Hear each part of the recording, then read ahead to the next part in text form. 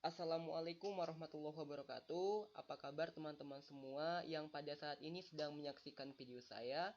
Saya doakan teman-teman semua dalam keadaan sehat selalu.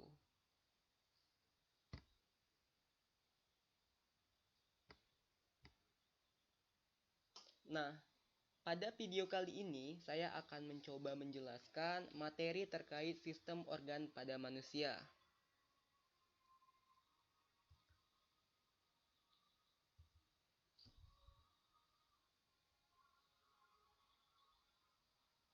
Sistem organ pada manusia yang akan saya jelaskan di sini ada tiga, yaitu sistem sirkulasi, yang kedua sistem respirasi, dan yang ketiga sistem pencernaan. Tentunya bersama saya, Kiang Santan, NPM G1D 017015 dari Program Studi Teknik Elektro Universitas Bengkulu. Jadi, video ini dipersembahkan untuk memenuhi tugas instrumentasi biomedis yang diampu oleh Bapak Faisal Hadi, ST, MT.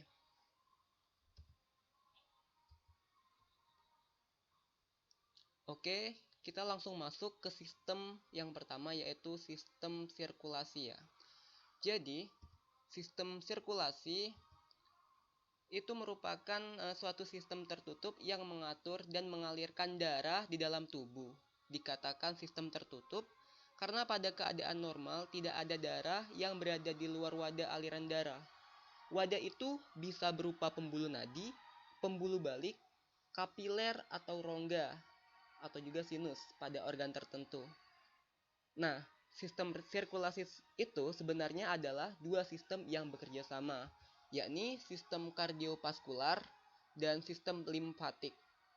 Sistem kardiovaskular ini mencangkup jantung, darah, dan seluruh pembuluh darah.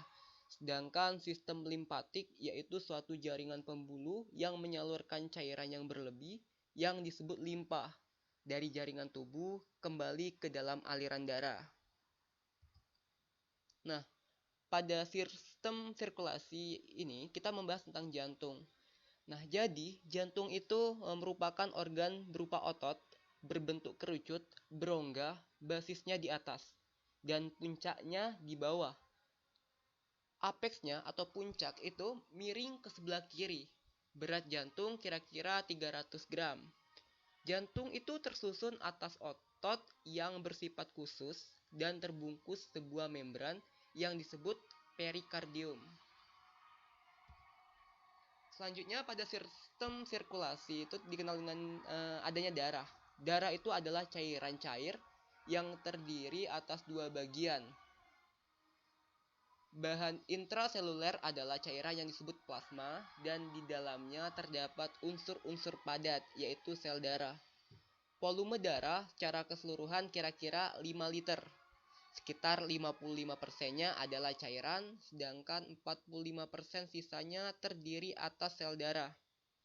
Nah, warna merah yang terdapat pada darah itu keadaannya tidak tetap bergantung pada banyaknya oksigen dan karbon dioksida di dalamnya. Darah yang banyak mengandung oksigen dan karbon dioksida di dalamnya, warnanya merah tua. Adanya oksigen dalam darah tersebut diambil dengan jalan bernapas dan zat ini sangat berguna pada peristiwa pembakaran atau metabolisme di dalam tubuh. Nah, darah selamanya beredar di dalam tubuh karena adanya kerja atau pompa jantung. Selama daerah dalam pembuluh akan tetap encer, tetapi jika darah keluar dari pembuluhnya akan menjadi beku. Jadi ketika kita terluka, darah itu akan cepat sekali keluar dan kemudian membeku seperti itu. Nah, pembekuan ini dapat dicegah dengan jalan mencampurkan ke dalam darah sedikit obat anti pembekuan atau sitras natrikus. Nah, keadaan ini sangat berguna apabila ada darah tersebut diperlukan untuk transfusi darah. Nah, lanjut ke sistem peredaran.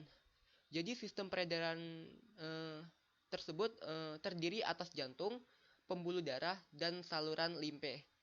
Nah, jantung merupakan organ pemompa besar yang memelihara peredaran melalui melalui seluruh tubuh.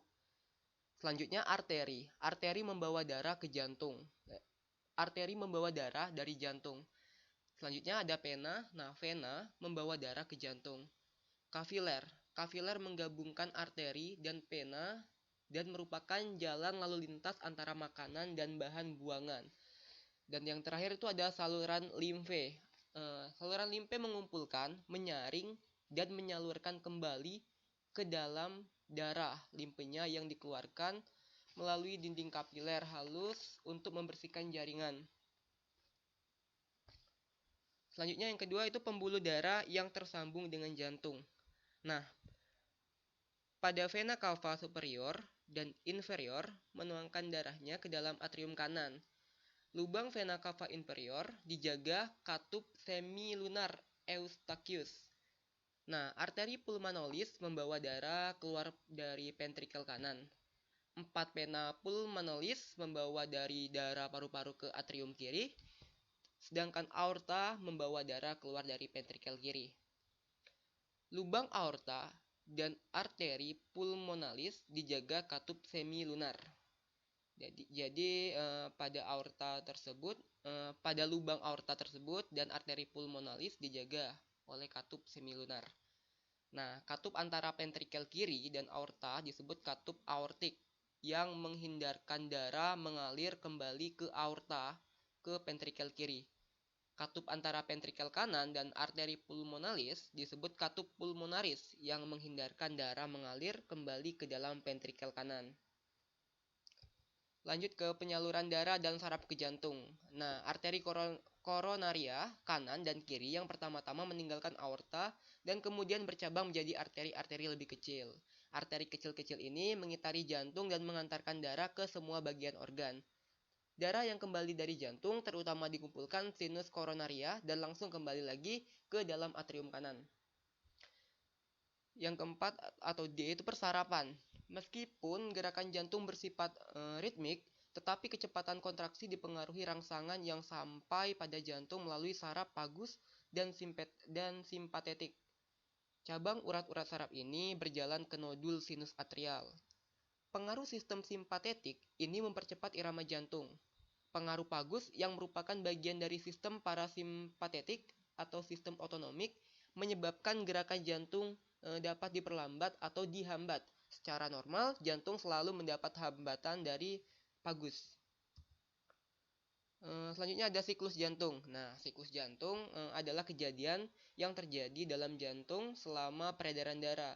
Jadi gerakan jantung berasal dari nodus sinus atrial. Kemudian kedua atrium berkontraksi. Nah, gelombang kontraksi ini bergerak melalui berkas his, kemudian ventrikel berkonstruksi. Nah, gerakan jantung terdiri atas dua jenis, yaitu kontraksi atau sistol dan pengenduran atau diastol. Sudah pembahasan mengenai tentang sistem sirkulasi, sekarang kita akan membahas tentang sistem respirasi atau sistem pernapasan pada manusia. Sistem respirasi pada manusia ini sama juga dengan halnya sistem pernapasan pada manusia, yang merupakan proses bernapas yang dimulai dari pengambilan oksigen yang disalurkan ke bagian dalam tubuh sampai pengeluaran karbon dioksida.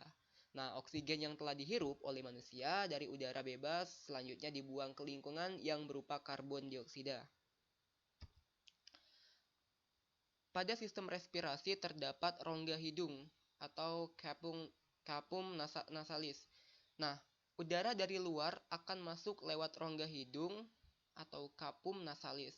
Rongga hidung berlapis laput lendir. Di dalamnya terdapat kelenjar minyak atau disebut juga dengan kelenjar sebasea dan kelenjar keringat atau kelenjar sudorifera. Selaput lendir berfungsi menangkap benda asing yang masuk lewat saluran pernapasan. Nah, selain itu, terdapat juga rambut pendek atau tebal yang berfungsi menyaring partikel kotoran yang masuk bersama udara. Juga terdapat konka yang mempunyai banyak kapiler darah yang berfungsi menghangatkan udara yang masuk.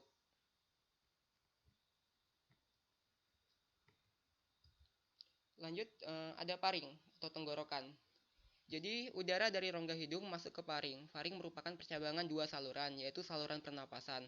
atau nasofarinks pada bagian depan dan saluran pencernaan orofarinks pada bagian belakang. Nah, perlu diketahui bahwa pada bagian belakang faring atau disebut juga dengan posterior terdapat laring atau tekak, tempat terletaknya pita suara atau pita vokalis. Masuknya udara melalui faring akan menyebabkan pita suara bergetar dan terdengar sebagai suara. Nah, maka kita tahu bahwa makan sambil berbicara itu dapat mengakibatkan makanan masuk ke saluran pernapasan. Karena saluran pernapasan pada saat makan tersebut sedang terbuka. Walaupun demikian, saraf kita akan mengatur agar peristiwa menelan, bernapas, dan berbicara tidak terjadi bersamaan sehingga mengakibatkan sebuah gangguan kesehatan. Lanjut ada tenggorokan atau trakea. Nah, tenggorokan berupa pipa yang panjangnya kurang lebih 10 cm terletak sebagian di leher dan sebagian lagi di rongga dada atau torak. Nah, dinding tenggorokan tipis dan kaku, dikelilingi oleh cincin tulang rawan. Dan pada bagian dalam rongga bersilia. Nah, silia-silia ini berfungsi menyaring benda-benda asing yang masuk ke saluran pernapasan. Lanjut ada cabang-cabang dari tenggorokan atau bronki. Nah, tenggorokan atau trakea bercabang menjadi dua bagian, yaitu bronkus kanan dan bronkus kiri. Struktur lapisan mukosa bronkus sama dengan trakea. Hanya tulang rawan bronkus bentuknya tidak teratur dan pada bagian bronkus yang lebih besar, cincin tulang rawannya melingkari lumen dengan sempurna. Nah, bronkus bercabang-cabang lagi menjadi bronkiolus. Ada paru-paru atau pulmo. Nah, paru-paru terletak di dalam rongga dada bagian atas. Di bagian samping dibatasi oleh otot dan rusuk dan di bagian bawah dibatasi oleh diafragma yang berotot kuat. Nah, paru-paru ada dua bagian, yaitu paru-paru kanan, pulmos dexter, yaitu terdiri dari 3 lobus, dan paru-paru kiri atau pulmos sinister yang terdiri dari atas 2 lobus.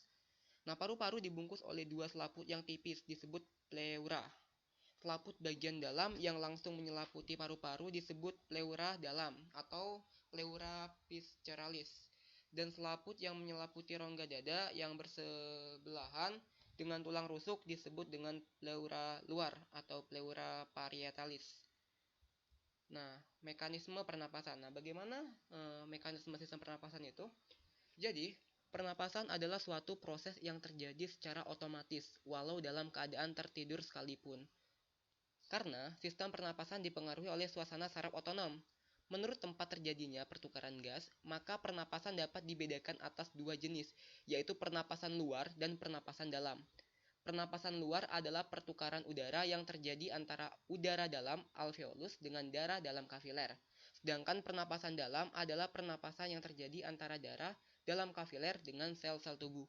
Nah, masuk keluarnya udara dalam paru-paru itu tuh sangat dipengaruhi oleh perbedaan tekanan udara dalam rongga dada dengan tekanan udara di luar tubuh. Jadi, jika tekanan di luar rongga dada lebih besar, maka udara akan masuk. Sebaliknya, apabila tekanan dalam rongga dada lebih besar, maka udara akan keluar. Nah, yang terakhir adalah sistem pencernaan. Jadi, sistem pencernaan itu merupakan sebuah sistem yang membantu manusia dalam mencerna makanan dan minuman yang dikonsumsinya menjadi zat yang lebih mudah dicerna oleh tubuh dan diambil berbagai kandungan di dalamnya yang berguna pada organ dalam dan bagian tubuh secara keseluruhan. Sistem pencernaan manusia meliputi sebagai berikut. Yang pertama itu proses memasukkan makanan ke dalam mulut atau disebut dengan ingesti. Yang kedua, proses mengubah makanan menjadi kecil dan lembut oleh gigi disebut pencernaan mekanik. Yang ketiga, proses mengubah molekul makanan kompleks menjadi sederhana oleh enzim asam bile dan air. Yang keempat, penyerapan nutrisi dan pembuangan kotoran, proses penyingkiran.